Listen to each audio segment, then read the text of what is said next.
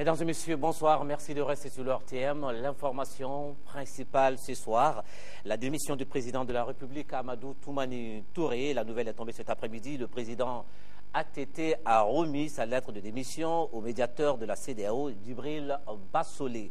Le désormais ancien chef d'État du Mali justifie cette décision par son souci de préservation de la paix et de renforcement de l'unité nationale. Cette démission du président Amadou Toumani Touré de la présidence du Mali est donc une étape très importante de franchie vers le retour à l'ordre constitutionnel au Mali. C'est un reportage de Bourama Traoré. C'est un pas important qui vient d'être franchi dans le retour à l'ordre constitutionnel au Mali. Le président de la République, Amadou Toumani Touré, a remis ce dimanche sa lettre de démission au médiateur de la CEDEAO. Pour le désormais ancien chef de l'État, le Mali doit être au-dessus de tout. Aujourd'hui, dans le cadre de la recherche d'une solution, je pense que la décision qui a été prise par la CEDEAO et la communauté internationale est la meilleure. Il faut que le Mali reste dans les dispositions de sa constitution de février 1992. À cet effet, je pense que c'est tout à fait normal. Et je le fais sans pression. Du tout. Et je le fais de bonne foi. Et je le fais surtout pour l'amour que j'ai pour ce pays. J'ai décidé de vous remettre ma lettre de démission que vous allez remettre aux autorités compétentes pour permettre l'exercice plein et entier de la disposition de notre article 36. Quant au ministre des Affaires étrangères du Burkina Faso, il a salué l'acte patriotique de l'ancien président de la République du Mali. Pour Djibril Bassolé, la médiation continue. C'est dans le cadre de la mise en œuvre de l'accord qui a été signé avec le capitaine Sanogo. Nous venons de recevoir donc la lettre de démission formelle du président ATT. Nous allons donc saisir les autorités compétentes pour que la constatation de la vacance de la présidence soit faite et qu'on puisse prendre les mesures appropriées. Le travail continue. Continue pour le rétablissement effectif de l'ordre constitutionnel, avec à la clé le renforcement de l'unité nationale et la défense de l'intégrité territoriale. Et voilà, Amadou Toumani Touré, qui n'est plus le président de la République du Mali, il a remis sa lettre de démission cet après-midi au médiateur de la CEDEAO, Djibril Bassolé. Les événements vont donc à un rythme accéléré vers le retour à l'ordre constitutionnel au Mali. Cette démission du président ATT arrive après la signature de l'accord cadre conclu entre le CNRDR et la CEDEAO consacrant le retour à l'ordre constitutionnel. Quelle appréciation fait-elle la classe politique de cet accord? Aoué Touré est allé recueillir des réactions. Notre parti a lutté fortement aux côtés, n'est-ce pas, des autres forces démocratiques pour le retour à une vie constitutionnelle normale. Donc notre parti accueille avec un très grand plaisir cet accord cadre. Il reste à mettre en œuvre cet accord cadre. Ça demande la concertation de toutes les forces politiques, je dirais même de toutes les parties, pour que le Mali retrouve réellement la paix et la sérénité. Depuis les événements ont commencé, on était là au quotidien. Le PDS est aujourd'hui là uni. On remercie d'abord la société civile malienne qui a accepté d'accompagner le front. Mais nous vous disons aussi que l'acte qui a été signé, c'est une victoire de la démocratie malienne. On remercie nos frères de la gente qui ont eu la sagesse de signer ce acte parce qu'ils ont vu le Mali d'abord, ils ont mis le Mali devant tout. Et cette victoire, ce n'est ni le front, ni la gente, mais c'est le Mali qui a gagné. Nos préoccupations du moment ont été prises en compte dans l'accord cadre qui a été négocié et obtenu par la médiation. Notamment la mise en route de l'intérim du président de la République en actionnant l'article 36 de la Constitution. Il reste que certains points vont être discutés en termes de modalités d'exécution de cet accord cadre dans les jours à venir, très certainement. Alors nous avons fait un pas, mais ce n'est qu'un pas. Bonsoir, monsieur Amey Founé Mahalmadan. Vous êtes magistrat. Vous venez donc de suivre les différentes réactions des partis politiques. Certains partis politiques qui réagissent donc à la signature de l'accord cadre conclu entre le CNR2 et la CEDEAO consacrant le retour à l'ordre constitutionnel dans notre pays, le Mali qui est secoué par une crise depuis maintenant quelques jours. Voilà, le premier acte, on l'a vu tout à l'heure, cet après-midi, c'est la démission du président de la République, l'ancien président désormais, Amadou Toumani Touré, qui a remis sa démission au médiateur de la CEDEAO dans le conflit malien. Alors, vous êtes magistrat, spécialiste des questions de justice. Et pouvez-vous nous dire comment a été trouvé ce compromis, nous parler un peu du processus entre le CNRDRE et puis la CEDEAO? Merci, M. Djambélé. Je voudrais dire que cet accord est intervenu pour mettre en œuvre l'engagement solennel fait par le président du CNRDRE le 1er avril 2012. C'est un compromis qui permet aujourd'hui d'enclencher le processus de sortie de crise, et ce n'a pas été facile, mais aujourd'hui nous pouvons nous en féliciter. Comme je l'ai constaté, la classe politique même s'en félicite. Ça nous permet de restaurer notre démocratie et d'avancer. Alors, on peut le dire que ça va très très vite vers le retour à la normale dans notre pays. Le premier acte, c'est donc la démission de l'ancien président Amadou Toumani Touré cet après-midi. Alors, quelle sera la suite? Effectivement, le premier acte, c'est la démission de l'ancien président de la République. Et si vous regardez l'accord 4, c'est l'article 1er qui le prévoit, qui dit que l'ancien président doit démissionner. Donc, à partir de ce moment, le CNRDRE va engager le processus de retour à la normalité constitutionnelle, et dès les heures qui suivent ou dès les jours qui suivent, le président de l'Assemblée nationale et le Premier ministre vont saisir le président de la Cour constitutionnelle pour constater la vacance du pouvoir et en ce moment installer le président intérimaire. Alors l'intérim, ça va durer 40 jours. Je crois bien. Est-ce que l'intérimaire aura le même pouvoir, le plein pouvoir que le président sortant? L'intérim va durer au maximum 40 jours. Mais déjà, comme on vous l'a dit dans le public reportage de tout à l'heure, c'est l'article 36 de la Constitution. Mais déjà, l'article 36 n'accordait pas tous les pouvoirs au président par intérim. Et au-delà donc de cet article 36, l'article 4 de l'accord précise que le président intérimaire n'aura comme mission que organiser l'élection présidentielle dans les délais de 40 jours. Alors, et la transition? La transition va débuter, va se dérouler à partir du 40e jour, puisque nous savons, si nous arrivons au 40e jour et que le président intérimaire ne parvenait pas à organiser les élections, à partir de ce moment, c'est la seconde phase qui commence, c'est la phase de transition. Alors, est-ce qu'à partir d'aujourd'hui, on peut déjà parler d'une durée de cette transition? Non, le protocole, l'accord cadre n'en parle pas, donc c'est peut-être après le 40e jour que l'accord cadre dit la CEDEAO et le CNRDRE vont déterminer la période et puis les organes de la transition. Alors, vous pouvez donc dire qu'à partir d'aujourd'hui, tout est rentré dans l'ordre pour que le Mali revienne à une vie constitutionnelle normale, que rien ne peut plus bloquer. En principe, rien ne doit plus pouvoir bloquer le retour à une vie constitutionnelle normale, puisque nous sommes en train de mettre en œuvre l'article 36 de la Constitution qui prévoit l'intérim du président de la République. Et nous pensons que l'attelage qui est mis en œuvre permettra vraiment de sortir de la situation que nous avons connue jusqu'ici. Alors, le président a rendu sa démission. Est-ce qu'il faut attendre que la Cour constitutionnelle se prononce, ou bien à partir de demain déjà, le président intérimaire peut prendre fonction?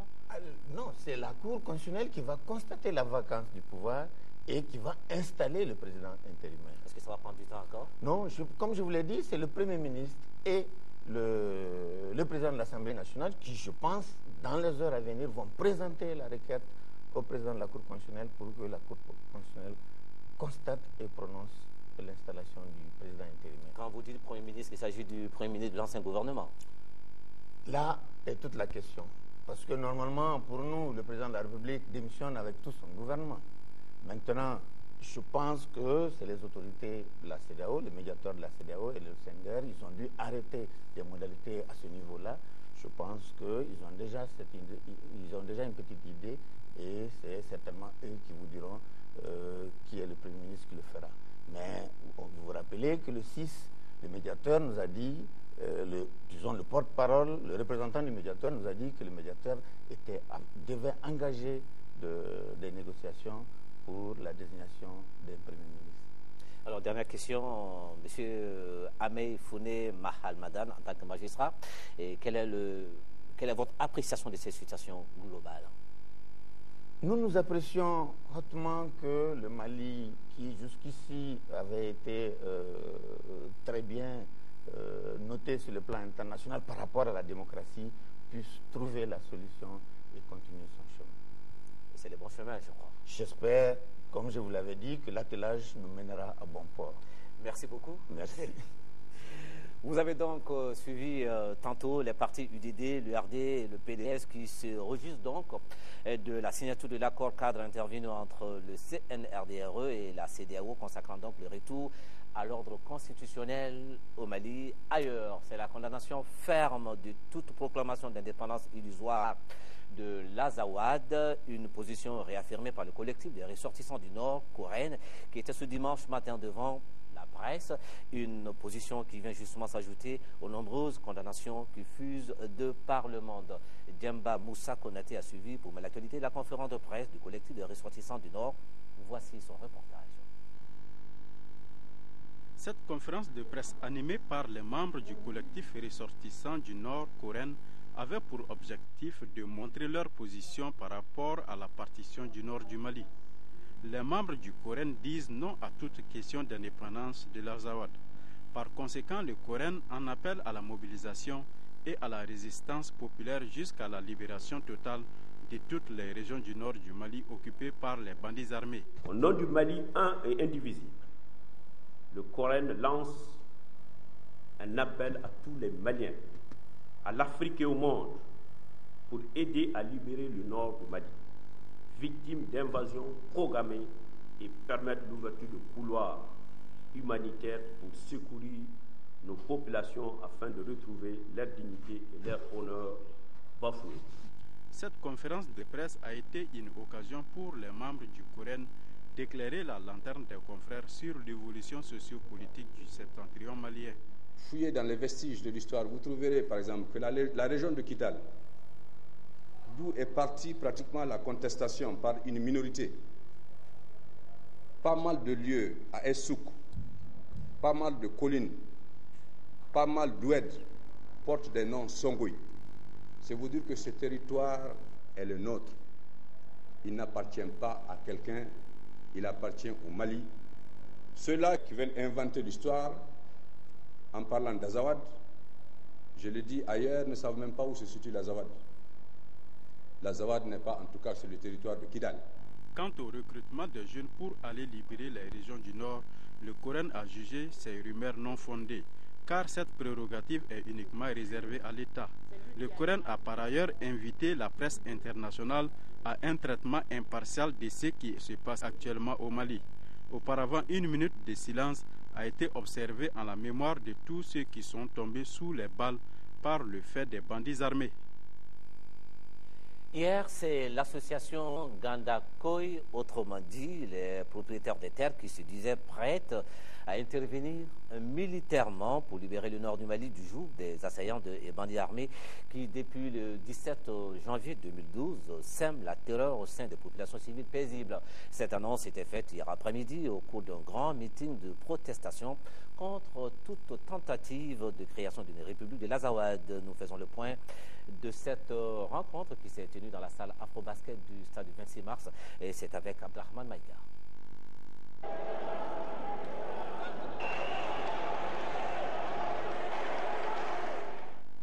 À travers ce meeting, l'association Gandakoy ou encore les propriétaires terriens protestent contre la création de la République de l'Azawad.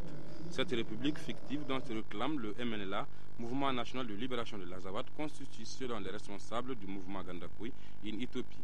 L'organisation de ce cadre de concertation est une occasion pour les propriétaires terriens du Nord Mali d'échanger sur des stratégies qui permettent d'élaborer un plan d'action visant la libération totale des zones occupées par ces bandits armés. Notre pays vit le drame le plus inqualifiable, les heures les plus sombres de son histoire millénaire.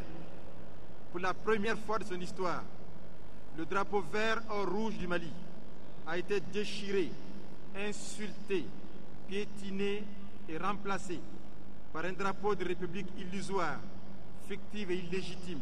Pour mener une lutte efficace contre ces individus mal intentionnés qui sèment la terreur au Nord Mali, l'association Gandakoui a dégagé une feuille de route contenant cette action prioritaire, à savoir créer un mouvement national de libération des régions nord du Mali, travailler avec la Croix-Rouge pour la création d'un corridor humanitaire, organiser une grande marche et exiger une gestion prioritaire de la crise au Nord Mali. Reconnaissez-vous la République de l'Azawad? Reconnaissez-vous la République de l'Azawad? Reconnaissez-vous la République de l'Azawad? Heureusement qu'aucune nation sérieuse en Afrique et dans le monde, aucune organisation internationale, aucun esprit avisé n'a reconnu à ce jour cette République de l'Azawad. Au contraire, tous condamnent sa proclamation et prennent position pour l'intégrité territoriale et l'unité du Mali. Entamer des démarches avec les pays frontaliers pour contraindre les bandits armés et leurs associés à quitter le Mali, impliquer le mouvement Gandakoui dans toutes les actions de gestion de la crise au nord du Mali et enfin opérationnaliser le mouvement Gandakoui avec ses milliers de combattants sont entre autres actions inscrites dans le plan d'action prioritaire pour la résolution de cette crise que traverse le nord Mali. Et toujours au chapitre des réactions, le CENI de Faso Iriwatan dans une déclaration et suite à l'annonce de la partition du Mali par un groupe de rebelles profitant des difficultés du moment de notre armée. Le CENI réitère donc ses appels à la cohésion nationale et au dépassement des soi afin de mettre le Mali au-dessus de tout et ainsi faire face à l'essentiel.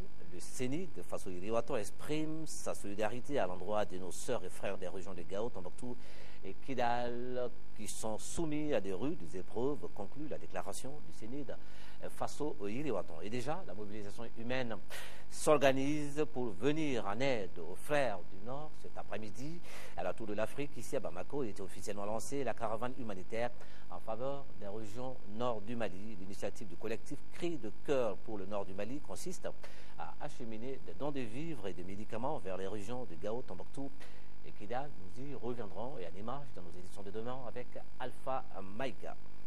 Les membres de l'Alliance des jeunes pour la démocratie et la justice, AJAJ, apprécient le courage et l'esprit patriotique du CNRDRE, le Comité national pour le redressement de la démocratie et la restauration de l'État, après la signature de l'accord cadre CNDRE, CEDEAO. C'est ce qui ressort de la conférence de presse tenue ce matin à la Maison de la Presse de Bamako, une conférence au cours de laquelle ils ont invité les jeunes, tous les fils du pays à s'impliquer pour l'unité et le développement du pays. Fadem Baketa.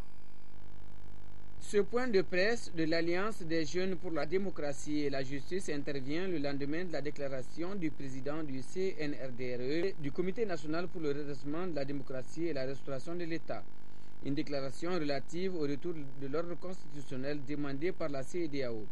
Cette initiative est vivement saluée par les membres des 82 associations et groupements qui constituent l'Alliance. Suite à la déclaration faite par le capitaine Amadou Aya Sanogo, au nom de l'ensemble du comité, nous avions été comblés par la responsabilité de l'engagement, comblés par la responsabilité de la décision prise. Aujourd'hui, les Maliens, toute la nation malienne a une seule préoccupation, c'est que le Mali recouvre son intégrité territoriale. Les jeunes s'engagent davantage à apporter leur pierre pour la stabilité et le développement du pays. Nous ne devons pas faiblir, nous ne devons pas fléchir. Notre mission principale, c'est d'abord d'informer, de sensibiliser l'ensemble de la population malienne par rapport au bien fondé de la décision. Les échanges avec les hommes de médias ont laissé entendre qu'aucun développement harmonieux ne peut être effectif sans l'intégrité totale et sans l'union, l'implication de toutes les composantes de la nation. La jeunesse du Mali qui rejette toute négociation de l'intégrité territoriale et dénonce les exactions perpétrées contre les populations des 3 régions du Nord Mali. C'est la principale information, le principal message phare de la conférence de presse tenue cet après-midi par le Conseil national de la jeunesse du Mali, CNJ Mali. La conférence portait sur la gestion de la crise politique et sécuritaire dans les régions du Nord Mali. Nous retrouvons le reportage de Fadem Baketa. L'atteinte au processus démocratique et à l'intégrité du territoire national interpelle toutes les couches socio-économiques du pays, au premier rang desquelles les jeunes du Mali. C'est en vue de libérer les populations du Nord qui vivent dans toutes sortes de calvaires que le Conseil national de la jeunesse a voulu cette conférence de presse. Une conférence qui vise à présenter à l'opinion nationale et internationale les initiatives prises d'une part et faire connaître d'autre part sa position sur la crise politique et sécuritaire au nord du pays. Le sens de la conférence, c'est d'informer les jeunes de la situation en général, mais particulièrement la situation du Nord, qui est aussi plus préoccupante qu'on ne le pense. Parce que pour moi, ce n'est pas le pouvoir, mais c'est plutôt l'intégrité du territoire qui est le plus important. Et nous sommes les jeunes, nous sommes les plus engagés. Nous serons les plus touchés, puisque les jeunes qui vont pour la guerre, les militaires, c'est des jeunes. Ceux qui sont là-bas, qui sont en train de subir, c'est des jeunes. On ne peut régler le problème des jeunes que par des jeunes. Donc nous avons demandé à la jeunesse malienne de se mobiliser plus que jamais pour que le dialogue finisse et qu'on passe maintenant à l'action. Le Conseil national de la jeunesse du Mali, décidé à sortir le pays de cette impasse, a déjà créé une cellule de crise sur le nord du Mali. En plus, la somme d'1 million de francs CFA mise à la disposition des populations pour payer des vivres, le Conseil entend multiplier très prochainement des actions de protestation, de plaidoyer, un meeting et une marche pour rappeler aux rebelles et assaillants que le Mali restera un et indivisible. Et le mouvement pour la sauvegarde des acquis démocratiques en collaboration avec d'autres mouvements des jeunes qui organisent un sit-in depuis maintenant 5 jours devant l'Assemblée nationale. Ces jeunes protestent contre ce qu'ils appellent, ils protestent donc contre le régime de Amadou Toumani Touré et invitent les députés à plus de responsabilité et de vigilance. Pour plus de précision, nous écoutons Boubacar Bokoum. Il est le secrétaire politique du mouvement pour la sauvegarde des acquis démocratiques et il répond aux questions de Mohamed Diarra. Présentement, une partie de notre territoire est occupée par des bandits armés. On les appelle des rebelles, MLA et consorts. Nous, en tant que descendants des Tiramagans, nous avons dit c'est impensable, c'est impossible. On ne pouvait jamais imaginer que sur notre territoire du Mali, partie des grands empires du Ghana, du Mandin, de l'empire du Mali, du Songhai, que un tel territoire puisse être vraiment occupé par des envahisseurs. Aujourd'hui, la disposition que nous avons prise, c'est prendre à témoin l'opinion nationale et internationale. Que nous sommes décidés. Nous allons vraiment aller libérer notre territoire parce qu'on ne peut pas se prévaloir d'être fils du Mali, d'être patriote, d'être citoyen, d'être descendant des Tiramagans et de rester voir l'imposture gagner notre terre. Nous allons rentrer à Baranzan. Baranzan, c'est là où couche notre ancêtre. C'est là où il y a le tombeau de Tiramagans. Nous allons nous préparer. Nous faisons appel à tous les Maliens, qu'ils soient Tiramagans ou pas, à tous les Maliens. Tous ceux qui veulent se préparer pour cette guerre-là, nous sommes des volontaires, nous sommes inscrits, nous avons élaboré notre liste, nous allons nous préparer pour aller en guerre.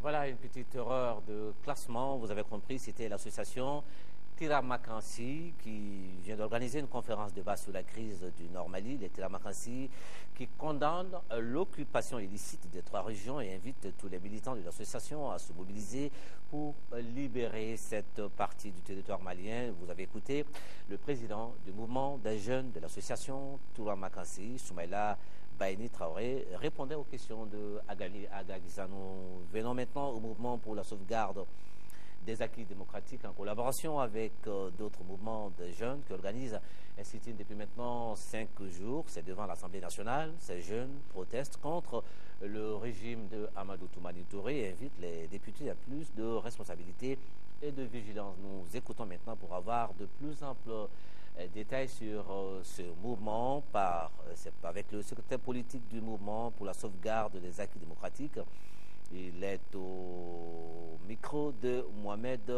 Diarra. Le secrétaire politique est donc M. Boubacar Boko.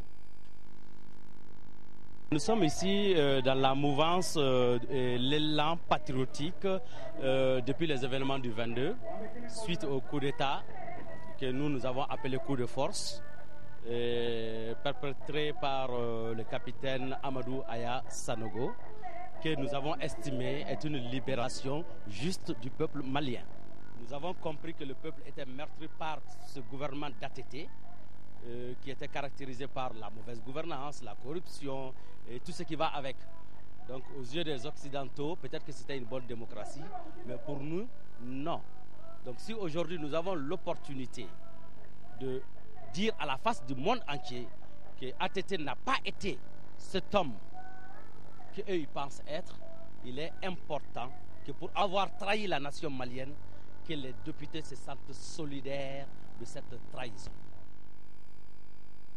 Conséquences dramatiques de la situation donc sur le secteur transport des personnes et des biens dans le Nord. Les conséquences de les compagnies de transport peinent, les passagers souffrent énormément. Tenez, pour un trajet Gao-Bamako, chaque carte de transport doit d'abord montrer patte blanche en payant 50 000 ou 100 000 francs CFA aux bandits armés comme droit de traverser, disent-ils.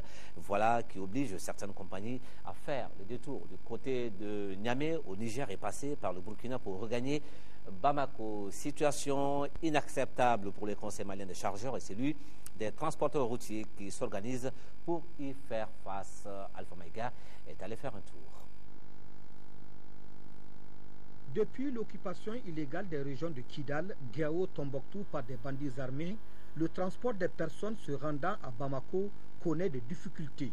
Il y a aujourd'hui une semaine. Nous sommes le vendredi 6 avril 2012. Il est 17h32 à la gare routière. Et c'est le 7e car de la compagnie de transport Sonef qui vient d'arriver du nord du pays. Pour la seule journée, ce sont plus de 400 passagers, des hommes et des femmes et des tout-petits qui viennent ainsi de fouler le sol de Bamako. On a quitté Gao depuis le mercredi. Le voyage a été très pénible. Vous venez d'où? Le voyage, comment ça s'est passé? C'était bien passé grâce à Dieu. Sur la route, on a fait un périple, Gao, Niger, et de Gao jusqu'à Sango.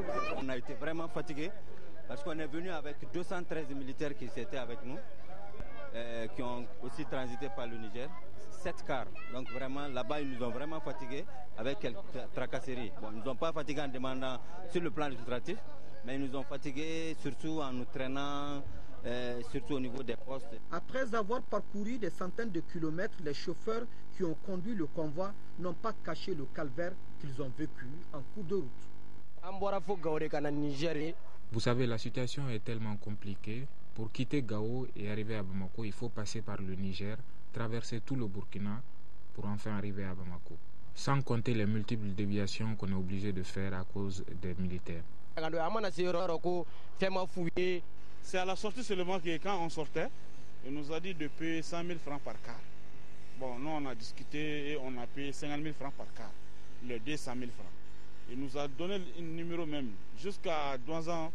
Si on a eu des problèmes de harcèlement de les affiliés, ils vont nous poursuivre. S'agissant des marchandises, elles sont acheminées, mais pas à hauteur de Souhé. À la douane de Faladjé, les chiffres parlent.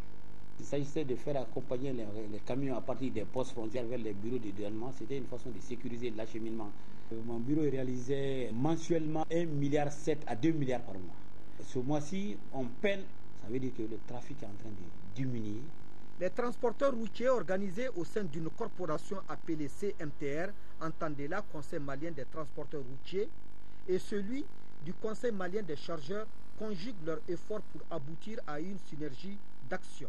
Aujourd'hui, nous sommes en train de négocier avec les rebelles pour trouver un couloir de passage pour la population nord qui veut venir vers le sud. Et même ce matin, nous avons envoyé des cars à vide à partir de Mopti également pour aller négocier. Nous payons moyennant 50 000 francs pour pouvoir sortir de Gao avec les passagers. les difficultés qu'ils rencontrent, nous en sommes conscients, mais nous sommes en train de déployer toutes nos énergies afin de pouvoir vraiment évacuer dans un temps assez court le maximum de gens qui désiraient venir vers le sud. Nous allons pouvoir faire ce que nous savons faire. C'est s'occuper depuis combien d'années, depuis des millénaires, de ravitailler le Mali. Nous allons le faire peut-être avec beaucoup plus de dynamisme, avec beaucoup plus de force. En tout cas, au nom de tous les chargeurs, je peux vous dire que nous sommes disposés et que nous allons faire des efforts. Et surtout aussi, faire en sorte que les prix ne soient pas hors de portée de la population malienne. Voilà, situation présente difficile pour le Mali et les Maliens. Toutefois, la mobilisation ne faiblit pas du tout en vue de la construction d'un Mali fort avec des lendemains meilleurs. Et nous y croyons avec la grâce de Dieu. Et c'est avec cette atmosphère de confiance à un futur plus radieux encore que la communauté chrétienne du Mali célèbre aujourd'hui Pâques ou la fête de la résurrection. À cette occasion, de nombreux fidèles de l'archidiocèse de Bamako ont assisté à l'école de la cathédrale à la veillée de prière dirigée par l'archevêque de Bamako. Un reportage de Laurent Diakité. C'est à l'école de la cathédrale de Bamako que de nombreux fidèles se sont rassemblés pour célébrer la résurrection du Christ.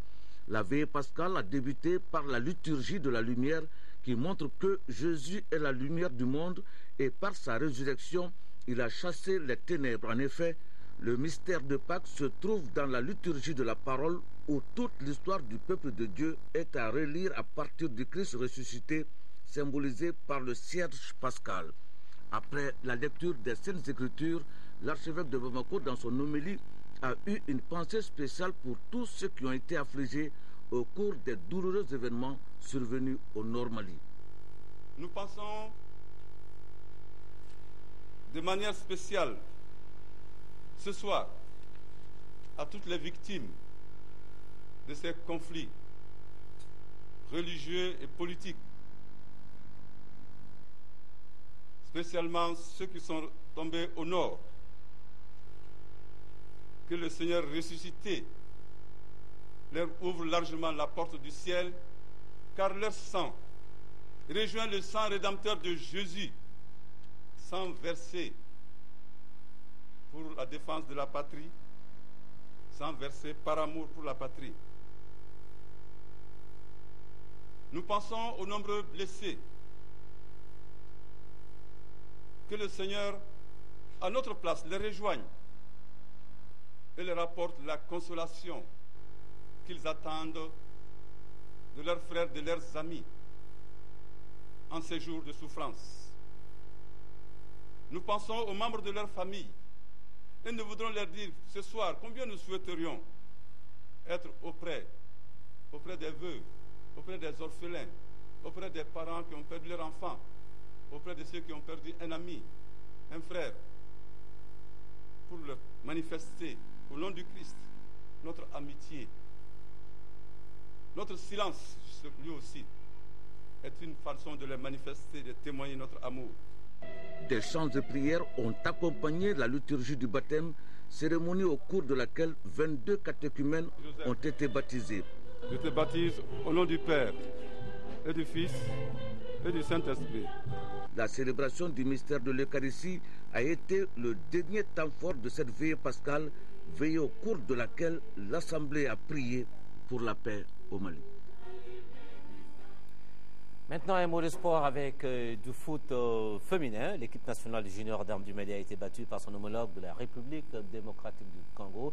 C'était sur le score de 3-1. Cette rencontre entre dans les cadres du deuxième tour des éliminatoires de la Coupe du monde féminine du football des moins de 20 ans, zone Afrique. C'était hier au stade Modibo Keïta. Koumba Nyamele nous fait le résumé de cette rencontre. Après leur brillante prestation contre la Guinée équatoriale lors du premier tour de ces éliminatoires, les Aiglons viennent de s'incliner 1-3 à domicile devant les Léopards dames de la République démocratique du Congo, tombeuses du Cameroun.